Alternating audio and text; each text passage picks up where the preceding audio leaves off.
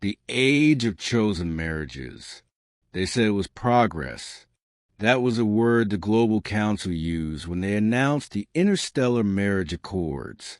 Progress, cooperation, survival. Humanity had finally stepped beyond its lonely blue cradle and into the wider galaxy. And we discovered we were painfully average, not the strongest, not the fastest, not the most intelligent, but adaptable, resilient, emotionally complicated, and apparently that made us desirable.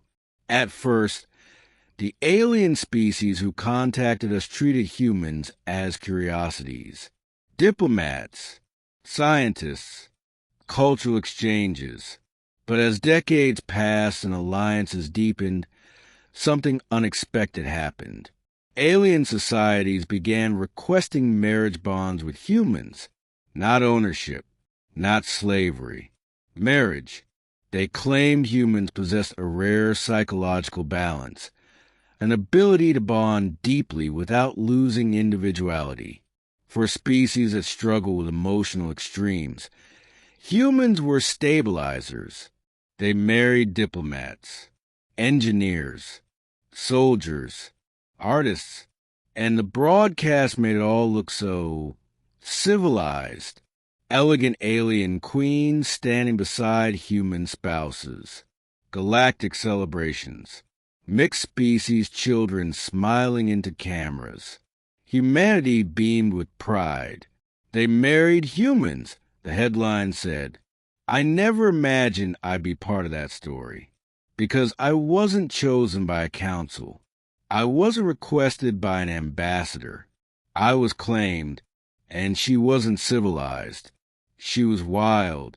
I was a xenobiology field analyst stationed on the frontier world of Keros 9, a violent, untamed planet filled with megafauna, toxic storms, and ruins older than recorded galactic history.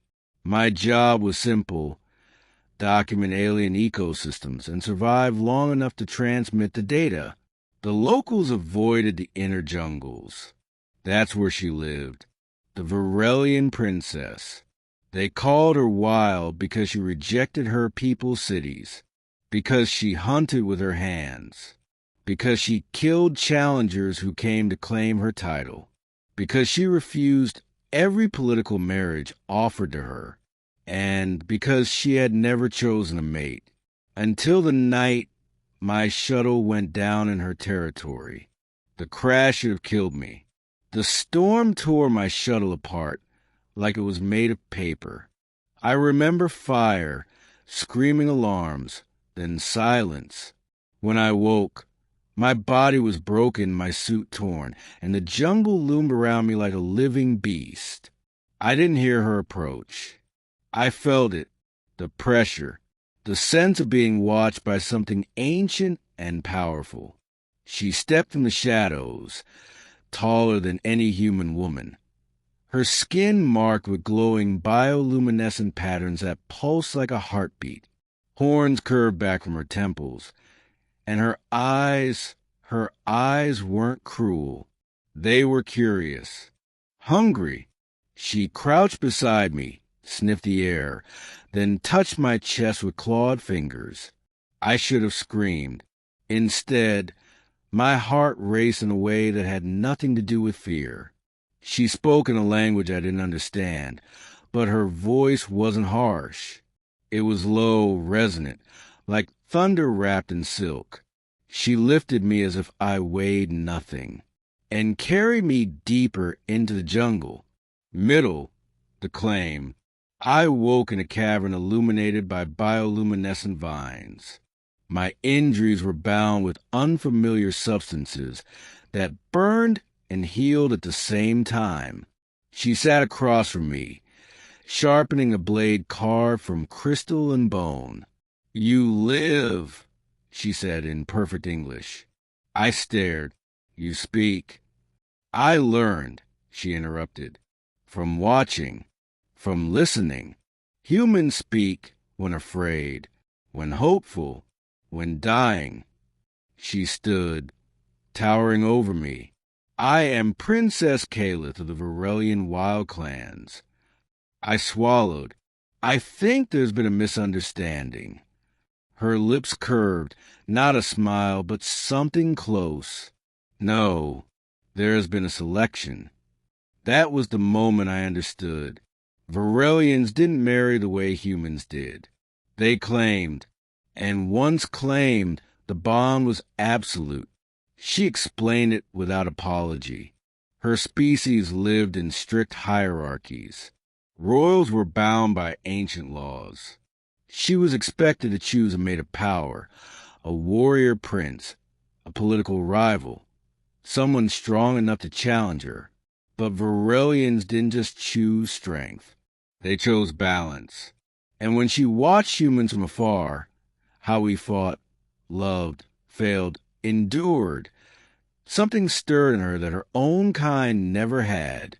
Then she found me, broken, defiant, still alive. You survived my land, she said.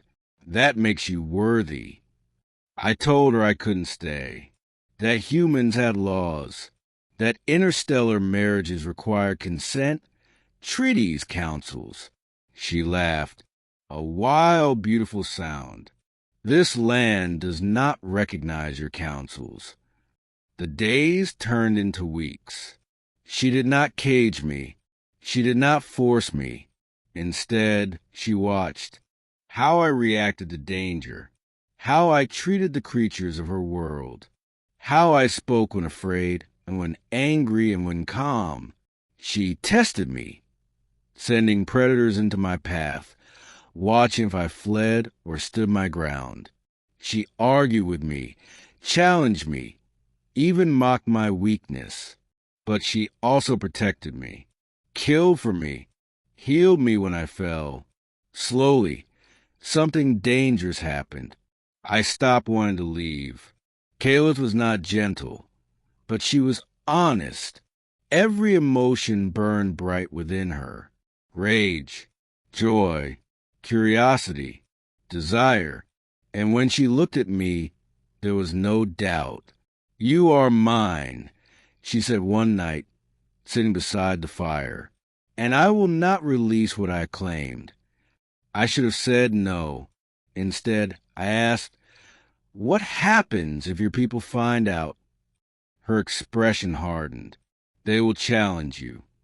They came at dawn, warriors clad in ceremonial armor, riding beasts born of nightmare.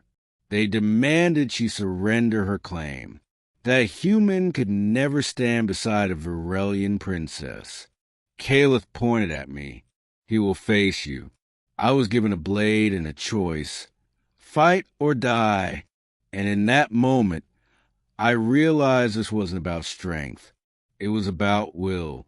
I fought like a human, messy, desperate, refusing to stay down. When it ended, I stood bleeding but alive, and the jungle went silent, ending the wild bond. The Varelian elders arrived days later.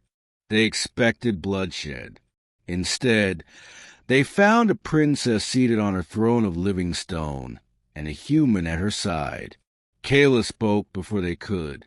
I have chosen, she said, not for politics, not for power, but for balance. They argued, threatened, invoked ancient law. Then she revealed the truth. Since bonding with me, her violent instincts had softened. Her people's unrest had quieted. The wild clans listened again. Humans stabilized her, just as the councils predicted. Reluctantly, the elders agreed. Not a treaty marriage, a wild bond, unprecedented. The galaxy reacted with shock. They married humans, the news repeated. But my story was different. I wasn't married in a palace. I was claimed in a jungle. I didn't kneel before a queen. I stood beside a princess who refused to be tamed. Years later, I still walk the wildlands with her, still bleed, still argue, Still love in a way no human ever prepared me for. She rules now not from a throne, but from the heart of her people. And I remain what I've always been. Human, chosen not because I was powerful, but because I endured. They married humans, but I was claimed by a wild alien princess. And the galaxy has never been the same.